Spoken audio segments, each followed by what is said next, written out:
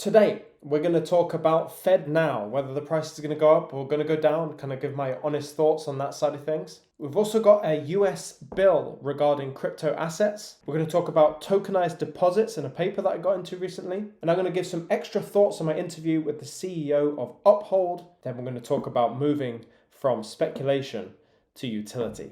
This is a big one. So as you know, today is the day, July the 20th, 2023, and that is what we believe to be the start of FedNow. And the only reason we think today is the start of FedNow is because we watched an interview recently with someone from Finastra who said the 20th of July is the big day. The Federal Reserve's new payments rail called FedNow, which is going to be starting up, I think in July. Is that correct, Kristen? Somewhere? July 20th is the magic day where that's the big day. So we're really basing all of this thought process about Moon Day, which is actually today, 20th of July, on that one interview, on that one sentence in that one interview. So I want to put that out there to start.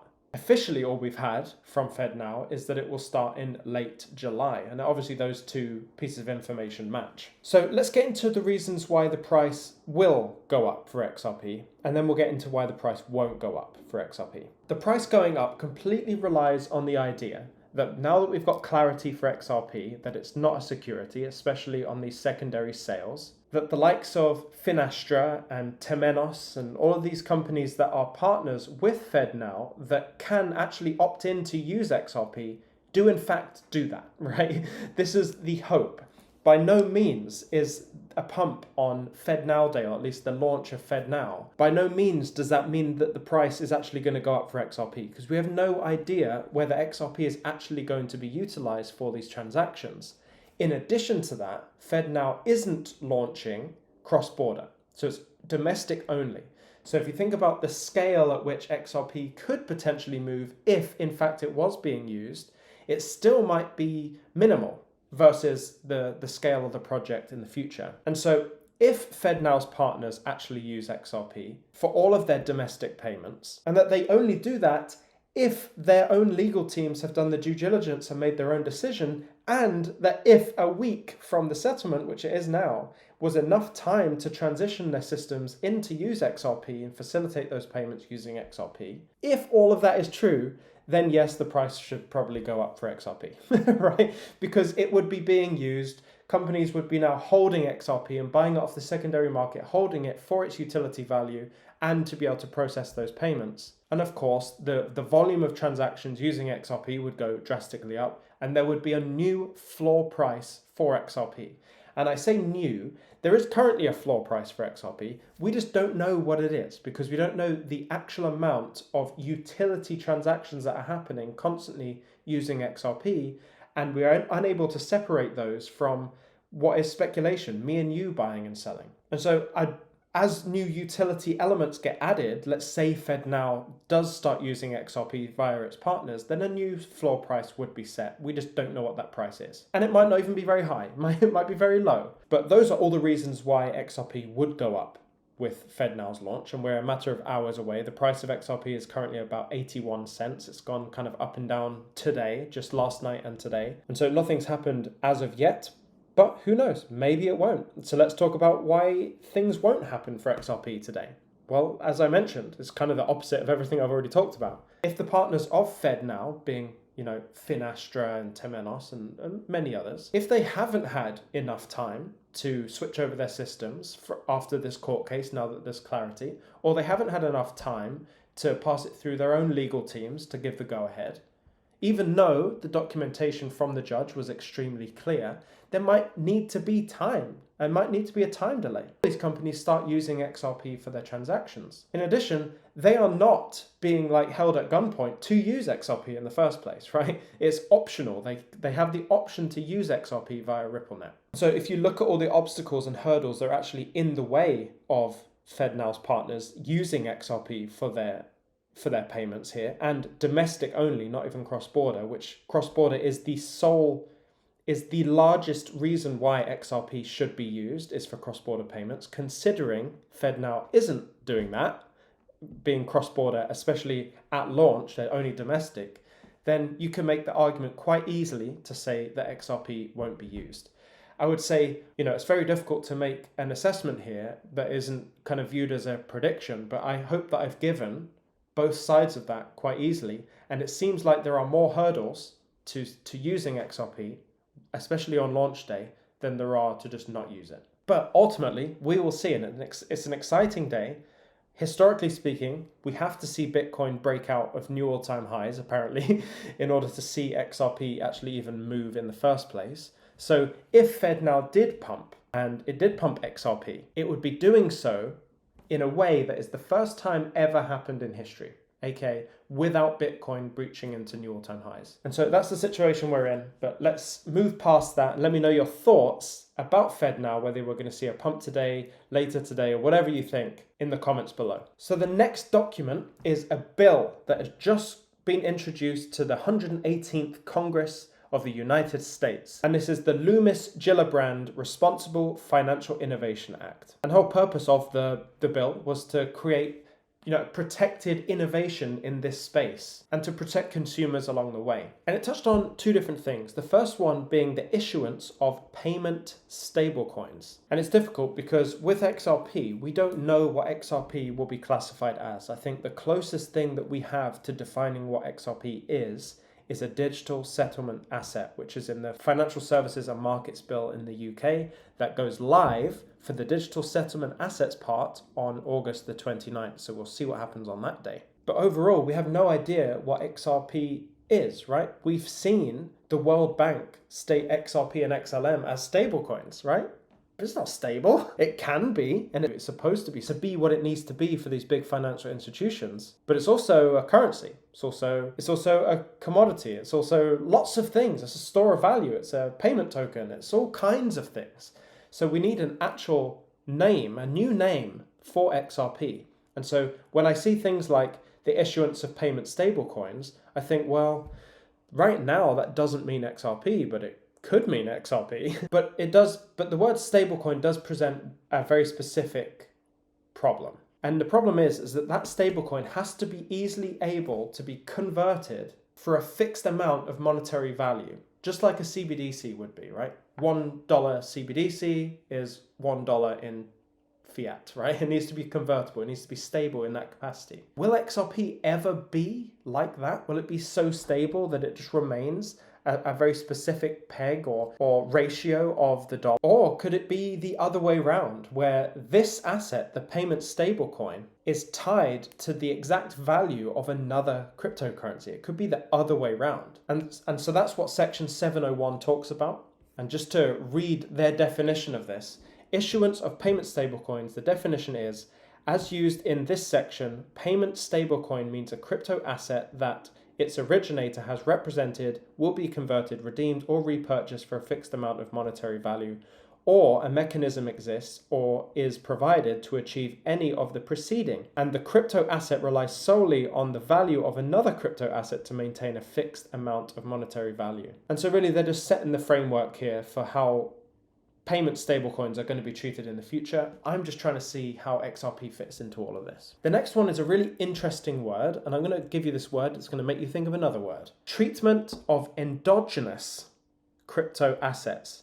Not androgynous, endogenous. What I've discovered about endogenously referenced crypto assets is that this crypto asset relies solely on the value of another crypto asset to maintain the fixed amount of monetary value.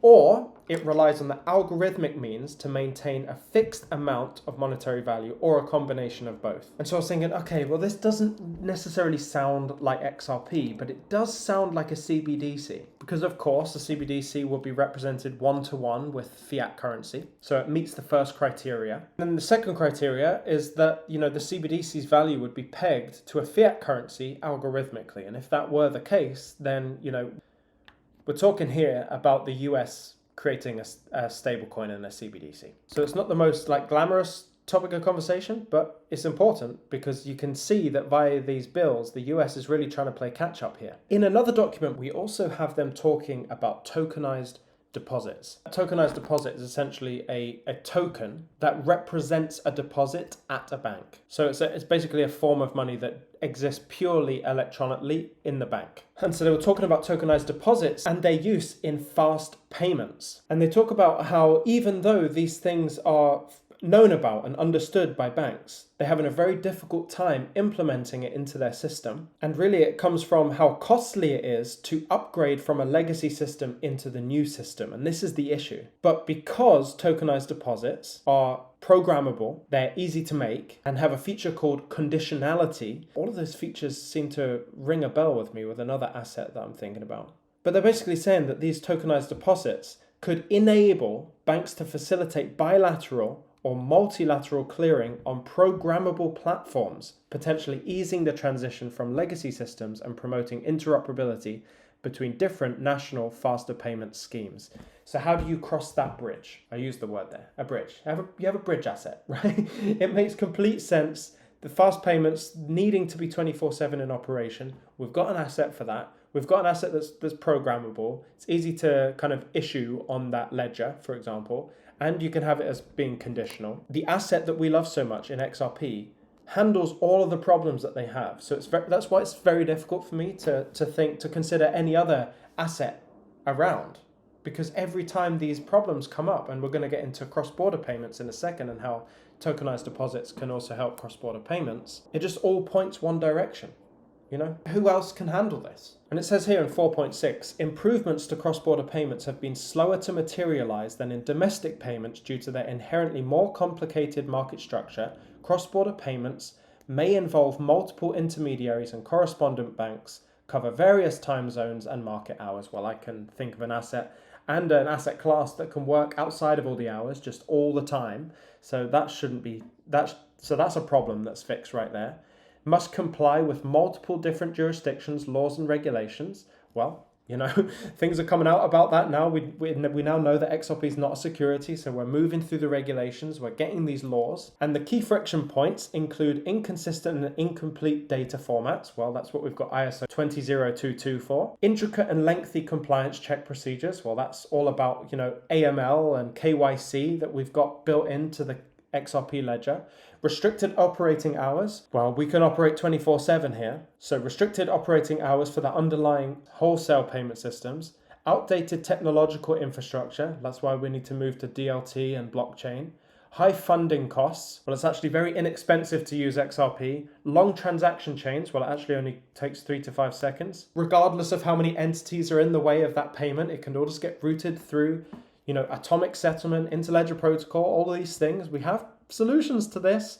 I struggle to understand how they wouldn't know the solution to this, but I think they actually do. So they expect 250 trillion in cross-border transactions to be processed annually. So 250 trillion a year by 2027. And they also say the benefits of greater innovation and competition in cross-border payments have already been seen with stablecoin-based payment systems in terms of increased speeds, efficiencies, and substantially reduced costs as a result.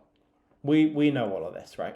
I just see from every angle, I'm finding it very difficult. And maybe that's what I put the challenge in the comments for.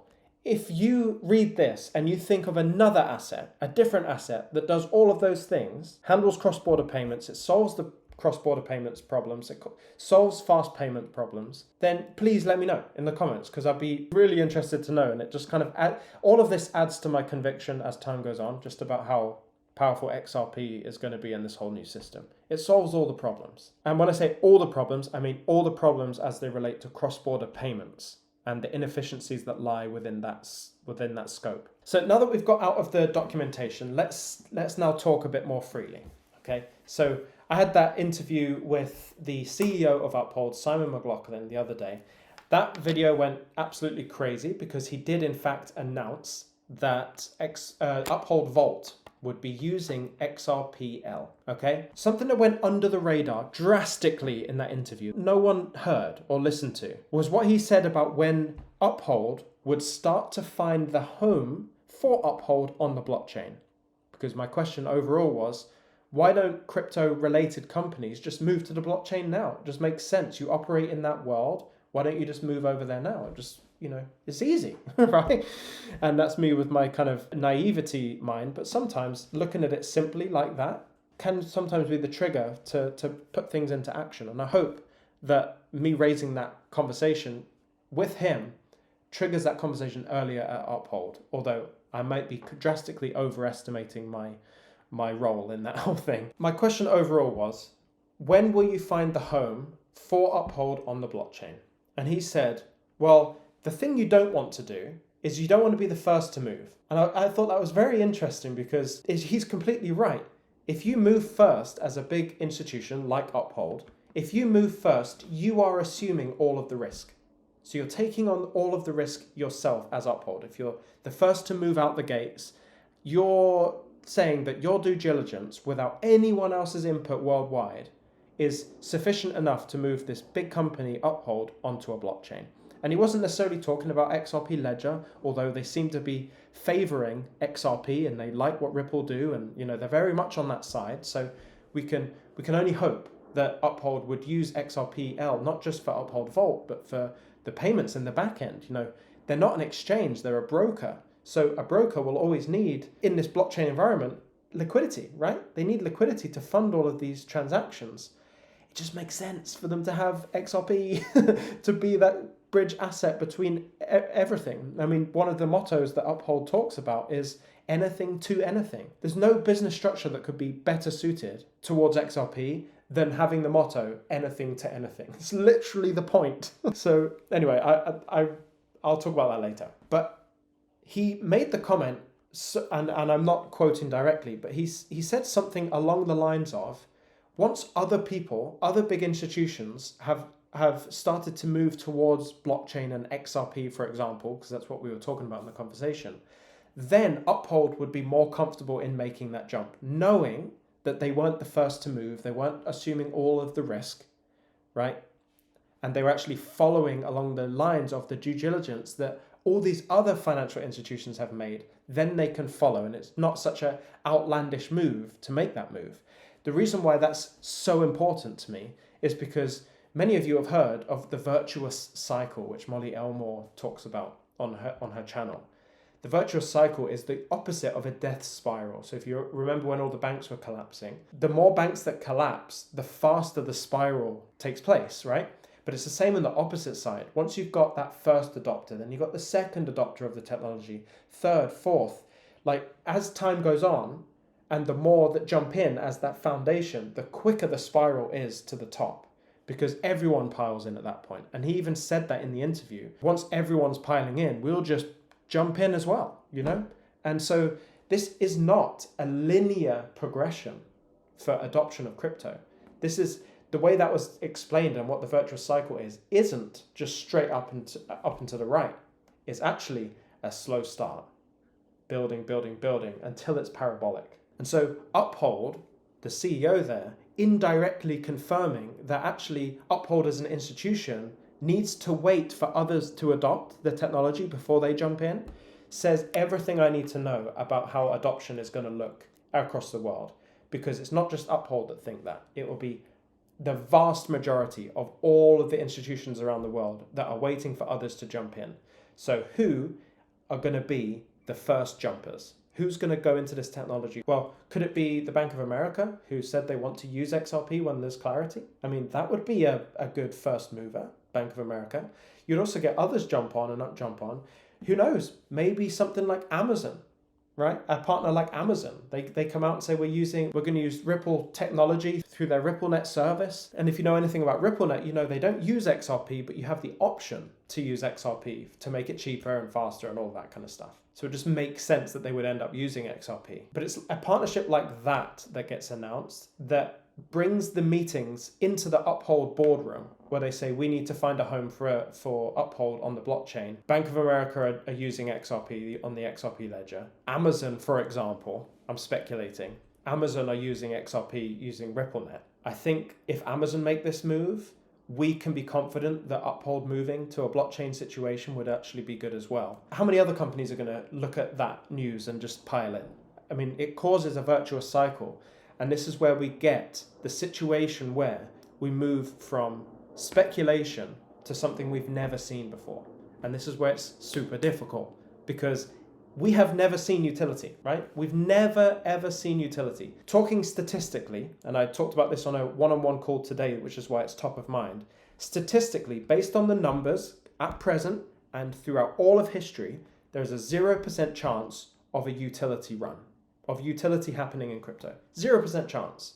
There is a 100% chance that speculation will continue, right? Because we've only ever known speculation. 100% of the time frame that we've existed in crypto, it's been speculation. So statistically speaking, there is no way there's going to be utility because it's never happened before. We can only operate within what has happened historically. Now, Bank of America using XRP, Amazon in my example using XRP, Uphold using XRP in the background. These are all speculations, but just bear with me. That no longer is speculation. That's utility, but it's never happened before. So we have to balance this idea of we're in crypto, we're in an asset class that has never ever seen utility and it's 100% speculation based, but the assets we hold within that space, we hold for something that has never happened and statistically never going to happen. There's a 0% chance, but we hold it for its ability to do something that has never happened before, right? And so it's this interesting paradigm that we live in. If there was any moment that we could move into a utility environment, it would be the weeks following a court case resolution for XRP, knowing that it's not security and it's the only asset that has actual clarity that it's not a security moving forward.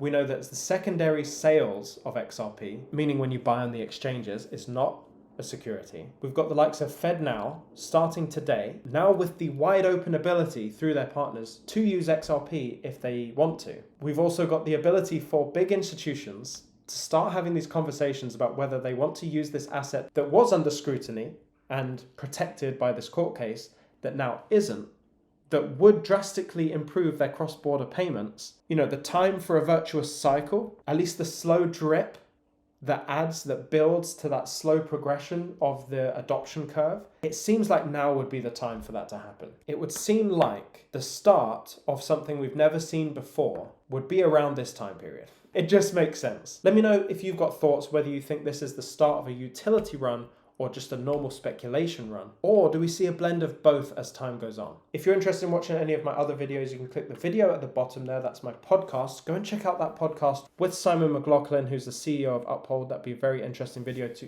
you to go and watch. The algorithm is also suggesting a video for you to watch based on your interests and, watch history. You can click the video above to watch that one. You can also punch my face if you want to subscribe to this channel. Click like on your way out. Stay emotionless, and I'll see you in the next one.